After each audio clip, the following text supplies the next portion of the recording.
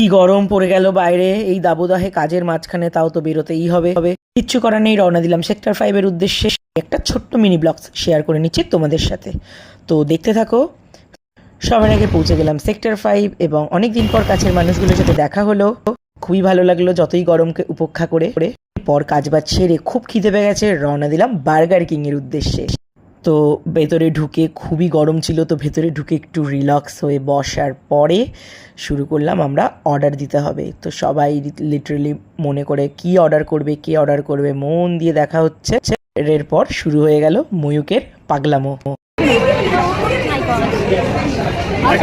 এই যে দেখছো সবাইকে টুপি পরিয়ে বেড়ায়, তো টুপি পরা নাই কাজ সত্যি ভাই গেছে। সবাই অপেক্ষায় তৃপ্ত ঘুমিয়ে পেয়ে গেল, সবাই তাকিয়ে রয়েছে কখন আসবে। তো আমিও চলে গেলাম যে কি হচ্ছে, এখনও দিচ্ছে না কেন, খিদেতে তো পেট চোচো করছে, সেই কখন বেরিয়েছি সকালবেলা। তো দেখছি ওখানে সমস্ত কিছু প্রিপারেশন রেডি হচ্ছে, তো আমরা চলে এলাম। আসার পরেই দিয়ে গেল আমাদের সমস্ত কিছু। বেসিক্যালি নিয়েছিলাম double patty burger, French fry and mango shake. গরমে আবার একটু ম্যাঙ্গো শেক ছাড়া আমার যেন সব অসম্পূর্ণ লাগে। সবাই মিলে খাওয়া দাওয়ার পরেই গল্প করলাম, আড্ডা মেরে ফাইনালি খাওয়া দাওয়ার পরে সবাই একটু ফটো সেশন করলাম।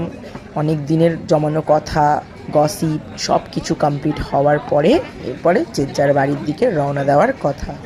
বাইরে যা গরম, বেরোদের কথা ভাবতেই খুবই কষ্ট হচ্ছিল, কিন্তু কিচ্ছু করার নেই, বেরোতে তো হবেই। তো মুখ চোখ বেঁকিয়ে বাইরে বেরোলাম, চশমাটা কিরম ঝাপসা হয়ে সবাই আবার একটা সেলফি নিয়ে বাড়ির দিকে রওনা দিলাম। Tata, bye bye. ভালো লাগলে অবশ্যই শেয়ার করো, লাইক করো, কমেন্ট করো। টাটা।